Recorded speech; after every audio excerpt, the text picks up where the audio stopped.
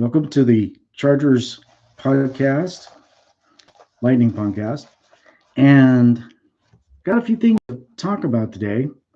Looks like the preseason is over. Now decision making begins on who's going to make the 53. Looks like the Chargers have had some good come out of the preseason games. A little bad, but some good. I think the running back situation is clarified. Right tackle, well, I think that's Pipkin's job now. Um, Joshua Kelly looks good at running back, number two. Too bad Spiller got injured, but when he gets back, they'll probably kind of phase him in too. Hopefully, he'll be good to go with that. Don't know how long he'll be out, but we've got the grounds for a number two in Kelly. Kelly has really shown his stuff in the preseason. He's looked really good, really sharp. So Roundtree, on the other hand, if it was left up to me, I think I'd let him go, mainly for a roster spot. But it doesn't look like they're going to do that. It looks like they're probably going to go ahead and keep him. At least that's the buzz. And if it is, well, that's a good thing, I guess. We'll find out. Excuse me. AC's not working too good back here, so I'm sweating it out. Need to lose some weight anyway. It looks like that the defense we know is already set, but we're going to be without J.C. Jackson. I'm thinking he could come back for the Raider game.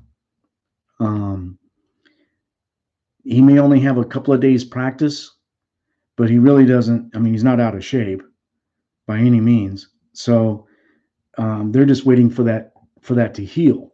The actual operation of it wasn't too in depth as far as a big incision or something like that. So it looks like he's got a good opportunity to get healthy. And Staley now does kind of lean on the side of caution, so he may not play him, and I don't really think he has to in this game against the Raiders. This Charger team without J.C. Jackson last year was not a bad team in the back end. The defensive backs, especially with James available, I don't, and they've got Callahan now. I think they're in decent shape. It's not what they want.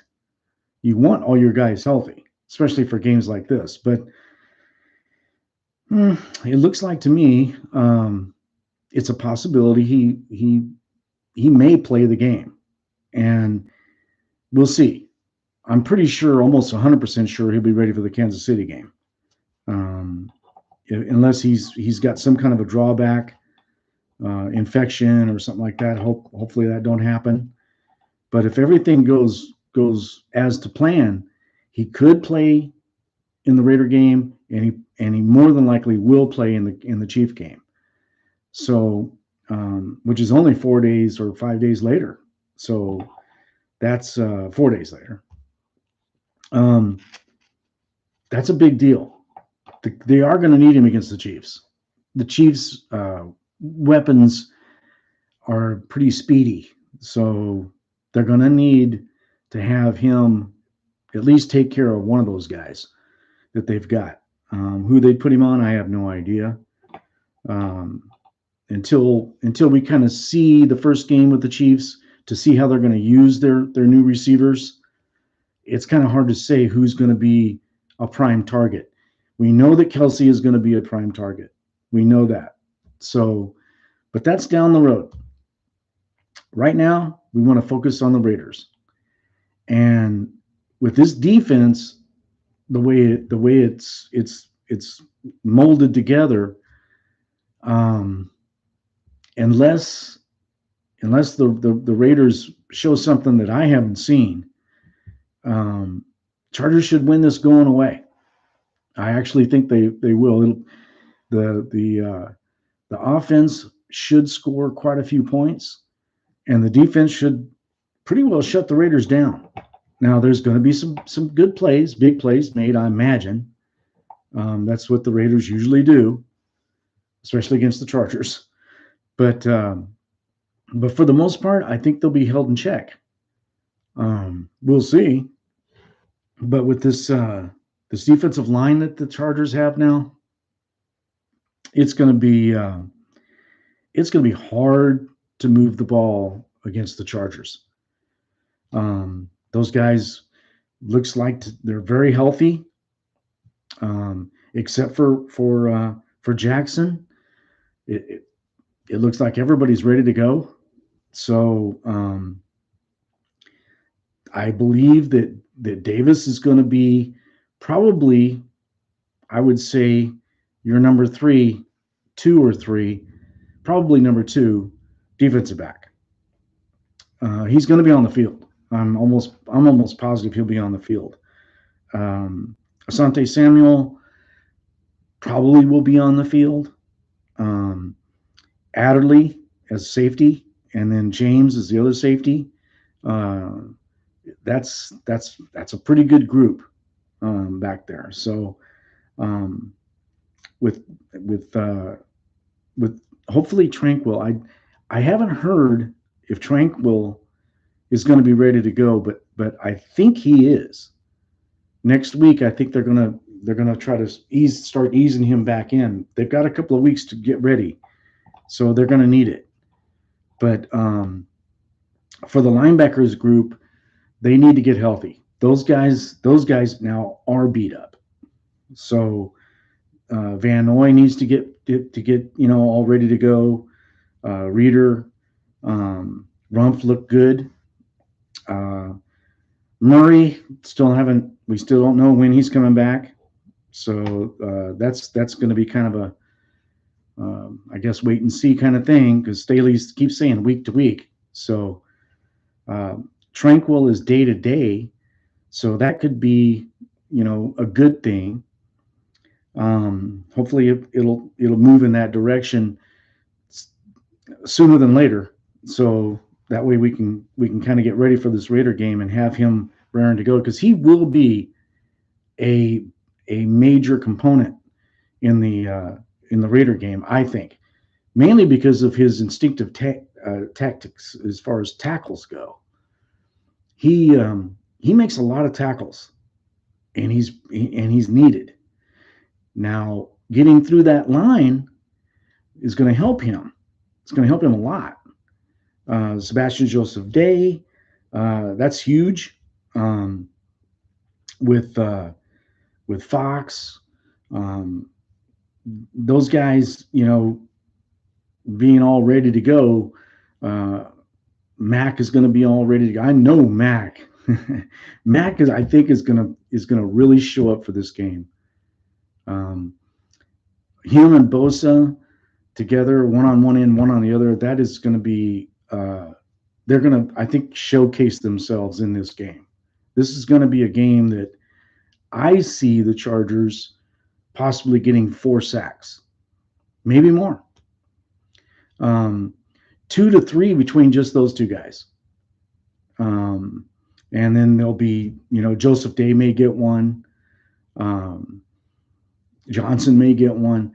But it's going to be very, very difficult for them for the Raiders to not be able to stop them. I don't think they're going to be able to stop them. So on that end of it, I think it's looking pretty good. The linebackers are a little thin. Hopefully we'll get some guys back. The offense, I'm okay with Pipkins at right tackle. He's better than Norton. He is better than Norton. And so that should help a lot. but boy, he's gonna have his hands full with Crosby. But Norton was there last year, and yeah, he had his troubles with Crosby the whole game, but it didn't stop Herbert. Herbert went ahead and did what Herbert usually does, and that's throw touchdowns, throw for a lot of yards. The guy's incredible. So if they can keep him occupied, if they can keep Crosby occupied, Crosby, um, if they can keep him occupied long enough, Herbert don't need that much time, but he needs a little bit of time. And with the receivers, we all know Allen, Williams, um, Guyton. We all know them guys are going to be Palmer. They're going to be raring to go. And the new kid, and also Carter. They just got Carter uh, in free agency, so they are really loaded in receivers. So if they're able to give, the quarterback a little bit of time, Everett's going to see some throws his way. I'm almost positive. Out of the backfield, we know what Eckler can do. So, and now Kelly, uh, if he keeps playing the way he's playing, if he doesn't have a lull in his play, um, then the number two running back is going to be solid. So we'll see how that goes. Parham, I don't know if Parham's going to be available, which is kind of huge because he's a big target. But we'll see. Maybe he'll come back from his injury. He's been off now for I think a week, almost a week. So with if he can come back from his injury, which I think is a hamstring, and that I hate those injuries on a player. Those always seem to nag and nag and nag throughout the whole damn year. Hopefully that won't be the case. Maybe they caught it early enough. He's rested it enough. If he can take this next week off, maybe start practicing the following week, getting ready for the game. Maybe he'll be fine. We'll have to wait and see on that. But for all the other players, um, it's looking good. I mean, it's looking very good. Uh, Slater, Filer, Lindsey, Johnson, Pipkins. That offensive line looks solid, looks healthy. Uh, the only question mark we've got, a little bit of a question mark. We kind of know what we have in Pipkins, but how he's going to play against Crosby is going to be kind of a telling thing. Um, if he holds his own, if he doesn't allow too much pressure, then this game is going to be a blowout. I expect it. The Chargers are going to come out. Not only are they going to want to get even for that last game of the season, it's how that game played out is another reason why I think the Chargers are going to lay it on them. We'll see. They have to play the game, and we all know that the Raiders definitely got some help. But I don't see how that is going to make the Raiders be able to defend their quarterback. The offensive line's not that great. It's okay, and with the run, it's pretty good. But with the pass, they don't pass block that well. And man, with the guys the Chargers have now, I got a feeling they're going to eat them up.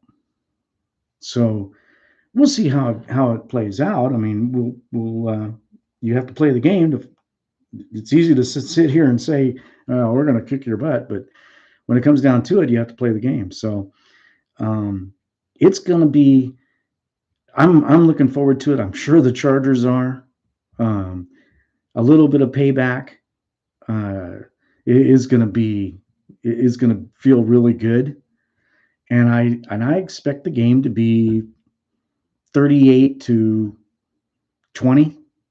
That's kind of what I'm expecting. Maybe 27. A late game touchdown by the Raiders, maybe. Um, but I'm kind of looking at that kind of a spread. I actually do believe the Chargers will kind of walk away with that game in hand. Um, but we'll see. The players that the Chargers are gonna have on the 53-man roster. I really like that kid Bandy. I wish there was a way they could figure out how to keep him on the team. I really like that kid. He seems to be open every time they show him. Every time a play happens that they need a pass play. Now this was with the backups, but Herbert's pretty good at surveying the field. And if a guy keeps getting open, which he was playing against the first string Saints team, and he was open a lot. They just couldn't get the ball to him every time. But when they did get the ball to him, he caught it and made something positive happen. He's going to be a weapon eventually. That kid's going to be a real weapon. Whether the Chargers keep him or not, it's hard to say. They've got so much talent in the wide receiver room that it's going to be very. Who do you let go? I mean, who do you push off to the side and say, okay, we're going to try to, put you on the practice squad? They'll never make it on the practice squad. Somebody will pick them up. So it's really difficult to say who you would keep, who you'll let go, and is he that much better than what you have already? Hard to say. You're only seeing him in preseason.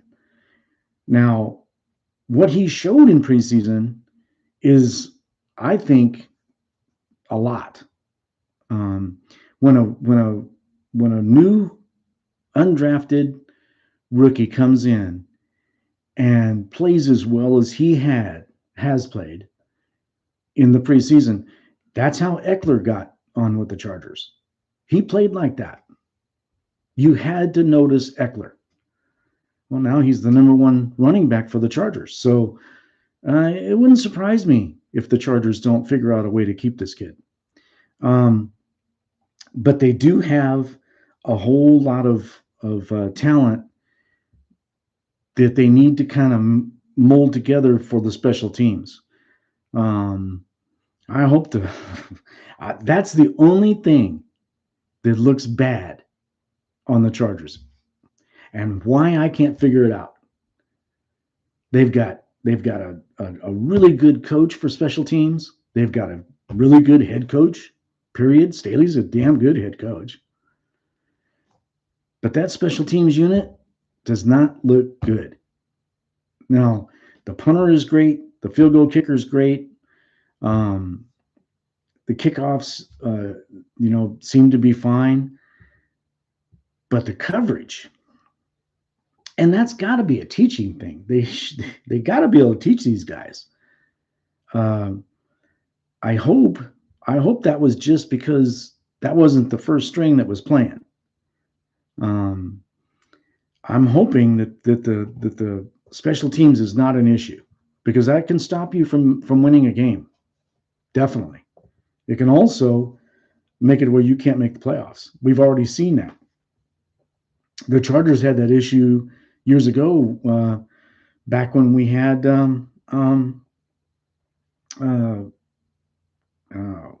what was his name? I can't think of the head coach. During that year that we had, I don't think it was Schottenheimer. Yeah, I think it was Schottenheimer.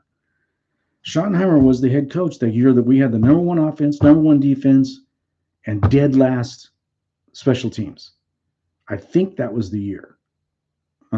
Not positive.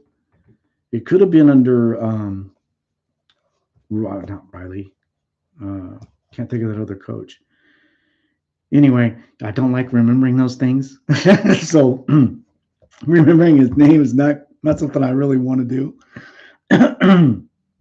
But excuse me, I I really think that this team is so well rounded on the offensive defensive side that if they could just be middle of the road special teams, they don't have to be the best. They should be the best with as much talent as they've got. They really should. They should be in the top 10. Maybe they will be. Who knows? Um, it's kind of hard to say because they didn't play any, maybe one or two players, maybe three, of the first string during preseason. So we're not really getting a good look at them to be able to tell for sure. Um, like I said, the kicker, the field goal kicker, the punter, they're fine. They're good to go. The long snapper, good to go. Uh, so I guess we'll just have to kind of wait and see on that. Hopefully, it's not going to be something bad. Hopefully, it's going to be fine. The last thing you need is to punt the ball and have it run back for a touchdown. You don't need that kind of stuff. So, not that it can't happen even with the number one defense, number one special teams, but more than likely it don't. So if you can just have a special teams that can just keep the return yardage down a little bit, tackle, wrap a guy up when he's tackling, don't just hit him, wrap him up. Derwin James is a excellent tackler. I wish that they would all start watching him on how he's tackling, because if they would watch him how he tackles, he don't miss very many tackles. Very few tackles ever gets by him. If a running back is running his way, he usually gets the tackle. If it's one on one, he usually get you. So they need to school these guys. At least watch his tape. Hey, look, this is what you need to learn how to do. You got the physical tools. Now the technique has to be like this. And so and I imagine they are doing that. I don't know what they're doing behind closed doors, but this team is going to be explosive. The Chargers are going to be very explosive on offense. We all know that. We all know what Herbert can do. It's amazing what that kid can do. I was watching a show, and they were talking to what's his name? Harris. He used to play, I believe, with Peyton Manning and Roethlisberger, and he come out and said that Herbert is the best quarterback, greatest quarterback that he's ever seen, and he played with Peyton Manning and Ben Roethlisberger. So that's saying a lot. That's telling you with that kind of a talent, when you play a team like the Raiders that have some holes in their defensive backfield, if you're aggressive enough, and I believe that Staley is aggressive enough, they should rip them apart with this offense. And with Herbert, the way he plays, it is amazing what he can do. So you got him on your team. You've got a chance to win any game. So, but now it's put your nose to the grindstone and get yourself ready for a long season. It's going to be interesting who the Chargers end up keeping with this 53-man roster and who makes it to the practice squad. And this next week we'll know. So it's going to be interesting how everything is going to be evolving into maybe a championship team. We'll see. I believe it is. I don't believe that they needed really anyone from the draft except maybe, I don't know, Johnson, Zion Johnson, when they got him, that pretty well fixed that front line, that offensive line. And the rest of the guys, if they're able to make the leap from college to pro, JT Woods is having a rough time. But I watched that last game with the Saints. I don't think he played that bad. He needs to learn to be able to wrap up. He's a little bit light. He's not quite big enough. So when he hits a guy, and he did quite a few times that I've seen, in the preseason, he's hitting pretty good, but it kind of knocks himself off of the tackle because he's not big enough. The guys he's tackling are bigger than him. So he's got the speed. He's got the talent. You can see it there. So Woods, I believe Woods is gonna make the team. Definitely gonna make the team. Is he gonna be the 3 or 4 cornerback? No. I'd have him probably 5 or 6, and I would keep 6 if I could. I just don't see him beating out Davis or Samuel. That's Callahan. You're not going to beat him out. And when Jackson comes back to play, he's taking the number 1 wide receiver by himself. He'll be taking the opposite team's number 1 threat on his own. So this is going to be interesting. How they kind of set everything up. Hopefully the injuries aren't going to be a problem. We got a few guys that have had their share of injuries. A lot of them have played through them. Bosa has played through injuries. James has played through injuries. It's kind of a fact of life with the game. The game is a real tough one to make it through a whole season without getting injured, but hopefully they can. The teams that can, usually they either play in the Super Bowl or win it. Most of the time, when they can stay generally healthy at the end of the year, they're the ones that make it to the Super Bowl. So we got to hope for the best. And we know how Staley is with injuries. He protects his players, which is good. But hopefully he won't have to go to very much of an extreme with these guys. Hopefully it'll just be bumps and bruises rather than anything major. That's about what I wanted to talk about. I was going to get into the state of the NFL a little bit. Kind of running out of time, but I got a couple of minutes. Something that's happening in the NFL that I wish they could get their hands on and stop it. The punter for the New England Patriots, the Matt Isaiah, I guess that's how you say his last name. The punt god. Well, I guess he's confessed on being a part of a group of guys in college that molested a young girl. And I've already said how I feel about this. If it's true, and he really has confessed to doing this, I don't think he ought to be able to play in the NFL. And I was wanting the Chargers to draft him. I really thought he was going to be great. But these guys they're going to have to stop this. The NFL is going to have to stop it. They got to make it to where these guys, if you're in college, you want to be a professional football player, you need to conduct yourself correctly. And if you don't play in the NFL. Period.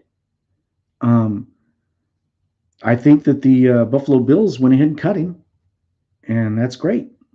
It's fantastic. I think he, if he confessed to them that he had part in that, then he don't belong in the NFL. So, um, and I believe that way with Watson too. I think Watson went way over the line on how you should be treating the opposite sex. You've got to have a little bit, especially the profile these guys have. They're very much a role model for little kids. Well, you don't want that kind of a role model. I wouldn't, for my kid.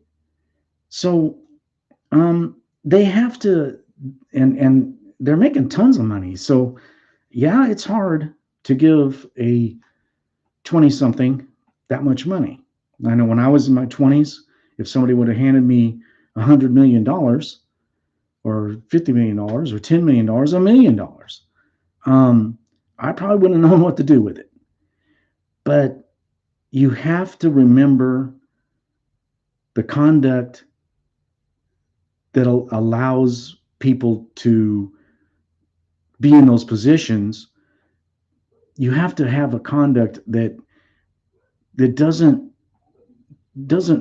put a bad light on your business.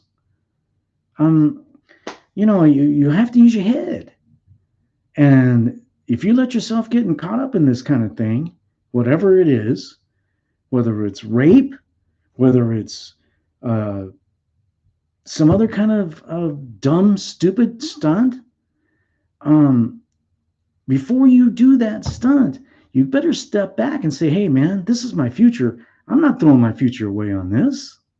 I'm not going to do this. If you don't start thinking that way, and the punishment is a lifetime ban. In other words, you're done if you're caught. I really believe that the NFL has to take that stand. This 11-game suspension for Watson is not enough. I'm sorry, it's not enough. I had nothing against him when he came out of college. I wished him the best, just like I do every other young man. But when he did what he did, and have that many women come up and say something's wrong, think about it. Whether you want to believe it or not, something is kind of wrong when he has what was it, 60 or 70 different masseuse women in a year or 6 months or whatever, however many. It was ridiculous. Come on, nobody does that kind of thing. The guy has some kind of problem. Well, for me, I would have had him. I don't know. If it would have been me, if I would have been the NFL, and the truth comes out that he really did do these type of things, okay, and according to the judge that gave her opinion, he did. He violated these rules that are common sense stuff to me, but he violated the rules. That's it. You're out. You're done. Either conduct yourself as a upstanding human being, or get yourself another job. That's how I look at it. That's what like this kid Ariza. Man, I was hoping he'd go to the Chargers. He was the best punter I think I've ever seen. I've never seen a punter like this kid. And he throws it away on being a complete idiot. It's just, wow. I'm so glad the Chargers didn't get him. Now it's not even funny. Maybe there was something in the wind, because he didn't go when he was supposed to go. Everybody had him as the number one punter, and he's the last punter taken on the group of 3 or 4 best punters. So something's a little fishy there. Maybe they had a little bit of a idea of something in the wind that was going on with him. And if that's the case, that's great. I'm glad they didn't pick him up, because that would have been a waste of freaking time, and a waste of a draft pick. But The Chargers have really got high quality guys from what I have seen. They've got high tempo guys. They've got great. I mean, I've watched after their practices. They go over, they sign autographs, they spend time with the community. They're trying to help the community. They put a lot of effort into it, helping little kids, spend time with little kids. This is the thing. When you're a little kid, I can remember back that far, barely, but I can do it. Um, you look up to these guys as heroes. They can't hardly do no wrong. You're looking at them, and your eyes are like saucers when you go to a game. If you're able to go to a game, I was fortunate enough to go to a game and see my idol.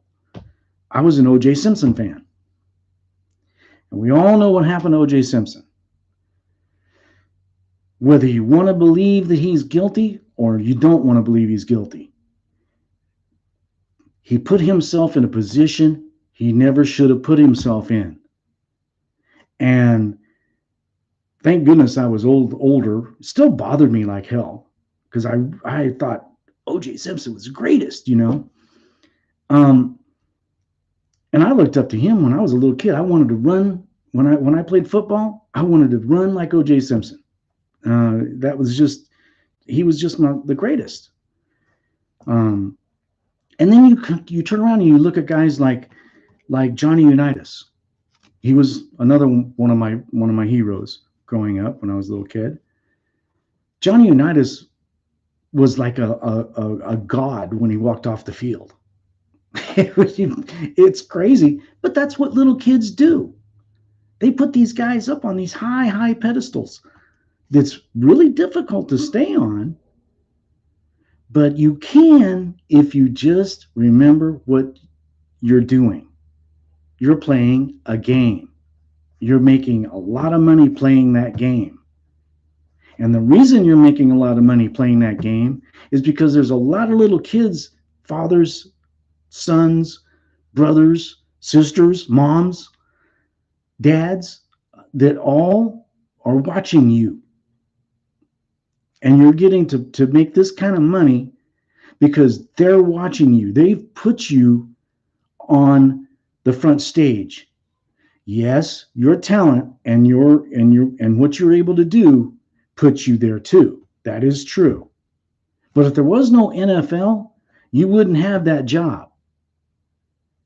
So you wouldn't be there if people weren't watching you to put you there. If the money wasn't coming in to the NFL, those players would not be making that kind of money, and they wouldn't be there. More than likely, they might be playing in somebody's backyard, but they wouldn't be playing on national television, seen in 58 different countries around the world. So this is huge, and you got to treat it that way. And that's why I have so much respect for players like Peyton Manning, like Drew Brees, like Ronnie Lott. Ronnie Lott was awesome. He was just incredible. Ronnie Lott they had to amputate his finger, and he played in the game. The kids didn't know that till after the game was over with, thank goodness, because that would have been horrible. But when you find that out and you see that guy, that's putting it all out there. He's putting it all out there, his physical talent and everything. But when he left the field, nothing bad about Ronnie Lott was ever said. Ronnie Lott's always been a good guy. He's always been an excellent role model. If he can do it, if Brees can do it, if Manning can do it, then all these other guys can do it too. They all have a responsibility, and they damn sure better start waking up if you want to be in this elite group of men. Wake up. Don't put yourself in a position to lose it. And if you lose it, if you do put yourself in a bad position, you're the one that's gonna fall for it. And the NFL needs to start cutting these guys loose. They've done it with coaches. Look at Gruden. Gruden was an idiot for putting stuff on the internet. That was stupid. He texted or whatever it was. Dumb. The other man's supposed to be educated. So anyway, but they got rid of him. He is gone. Okay, Watson, to me, is the same thing. It's a woman women that he's taking advantage of. So, okay, you want to do that, do it outside the NFL. You're no longer involved with us. See, that's what I would have done. That's how I look at it. And you treat everybody the same that way. This Ariza kid, gone. I would make damn sure that he never puts on never steps on a football field, NFL football field. That's, if I can control that, he would never do it. And if this is true, and from everything I've heard, it is. So that's my raving rant. And the reason I get so upset over this is these guys have their whole damn future ahead of them. It is a pot of freaking gold. And blow it on something stupid like that is just beyond me. Beyond me. I just can't. You're playing a game that kids grow up their whole life wishing they could play. You're playing a game and getting paid for it. Yes, it's very violent, but it's also very well paying job. And if you want to do it and you have the talent to do it, you could do it for quite a few years. And when you retire, everybody knows who you are. You can't walk down the street without somebody noticing you. And you're put on a pedestal that you got to remember. The people put you there to begin with. It's a very tough thing to do because you're going to slip up once in a while. I'm not saying mistakes. Mistake, hey, I didn't pay my taxes right, or I made a mistake, didn't pay enough for this item or whatever, walked out with it, thought I paid the whatever. That's a mistake. Or you bump into somebody in your car, okay? That's a mistake. Driving 150 miles an hour and killing somebody, that's not a mistake. That's an idiot. So these guys have got to wake up. You have to wake up. This is a very special thing you've got. You're horribly talented, physically just ridiculous. You got to put the mind with the body and treat it as such. Don't screw it up. And there's got to be help there for these guys if they have mental issues of some kind. There's help there. I know there is. I've heard it on different programs. I don't know what they are. I'm not involved in it, but I know there's help for them. So go to that help. Hey, get yourself some help. If you're having some issues that you can't control, go get that help before it's too late. Anyway, I've raved on enough. I went over my time. I hate that, but I believe this had to be said. It should be said. This ought to be the way the NFL says it. I believe that 100%. I'm glad that this is now done. I won't be talking about this. Is the first time I've ever talked about it. I've never brought it up in any of my other videos, but I had to do it this time because I feel like the little kid in all of us at one time looked up to these guys. Herbert right now, Justin Herbert has kids that totally idolizes him. He can't screw that up. And as far as I can tell, he hasn't. I hope he never does. Not just because he plays for the team I enjoy watching, which is the Chargers, my whole life, but because he has that responsibility to every one of those little kids that watch him. It's amazing. It's fantastic. Can you just put yourself in that position? If you've never been in that position, looked up to like that, just put yourself there for a second. Just think how that feels. That's a responsibility, man. Big time. That's one of the biggest responsibilities you'll ever have, because you're affecting a little kid, the way he looks at life and is growing up, trying to emulate somebody. So it's huge. It's huge. Um, it's just look. I love the NFL. I hope that they're able to get a grasp on this kind of thing, and I hope this never happens again. I'm sure it will, but I hope it never does. I hope all these players stay healthy. I'd love to see every player on every team never have an injury. It'd be great. You just play, play, play, right? But unfortunately, it doesn't work that way. But anyhow, the next I'm going to be giving another video here in about 3 or 4 days after we see who's on the 53-man roster for the Chargers and who's on the practice squad. Who was let go? Maybe we'll know why by that time. So I rambled on quite a bit. I hope you guys forgive me for that. I think it was just something I had to get off my chest. It's just, to me, a very important thing. Anyway, I love you guys. I think you're great. You keep on putting that like button and subscribe to my channel. Maybe someday we can get the Chargers in a Super Bowl. That's my goal. Watch them to play in a Super Bowl.